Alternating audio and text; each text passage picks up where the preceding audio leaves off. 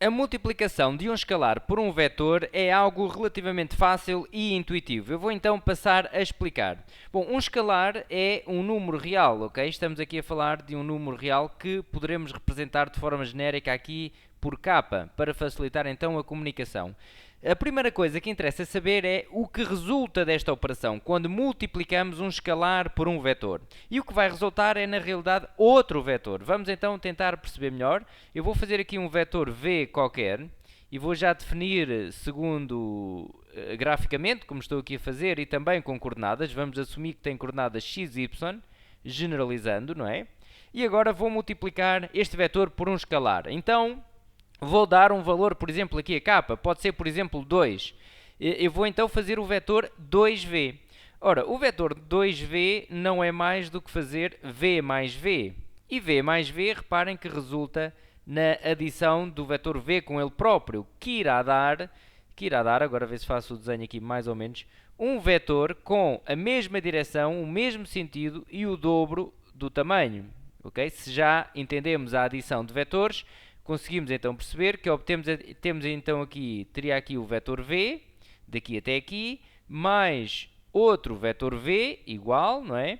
Iríamos obter então um vetor que tem o mesmo sentido, a mesma direção, mas o dobro do tamanho. Bom, realmente o que faz a multiplicação de um escalar por um vetor é isto.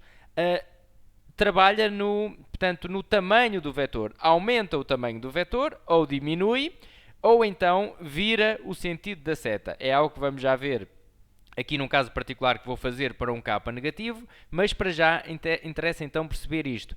A multiplicação de um escalar por um vetor, a única coisa que faz é alterar o tamanho do vetor, se bem que, em caso de ser negativo, poderá então alterar também o sentido, ok? Vamos então ver melhor essa situação. Vou só registar então aqui em coordenadas o que acontecerá quando multiplicamos então um escalar por um vetor. Reparem o que aconteceu. 2 vezes v ficou então 2 vezes xy. Vou substituir então aqui o meu vetor pelas suas coordenadas, que irá dar 2x, 2y.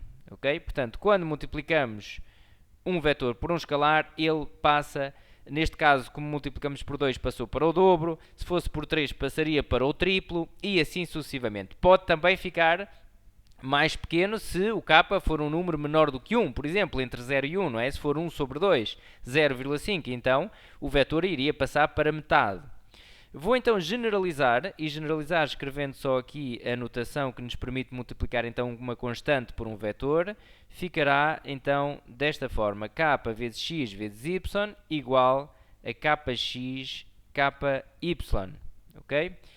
E após então enquadrar aqui esta multiplicação, vou só falar de um caso em que o vetor, aliás, o escalar poderá ser negativo, e para isso vou recorrer aqui a um referencial para ficar melhor percebido.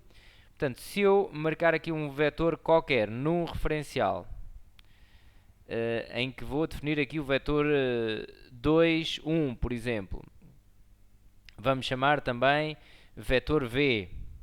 O vetor v 2, 1. Estamos agora a fazer um exemplo concreto. Temos então aqui o vetor v, ok? A seta para este lado. E o que acontecerá então se eu multiplicar este vetor por menos 1, por exemplo? Vamos então ver.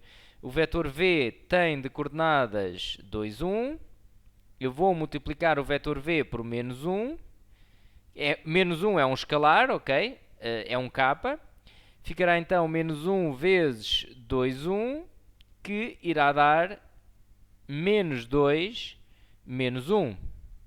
E eu vou então marcar agora ali as coordenadas deste vetor, menos 2, menos 1, para vermos o que aconteceu, não é?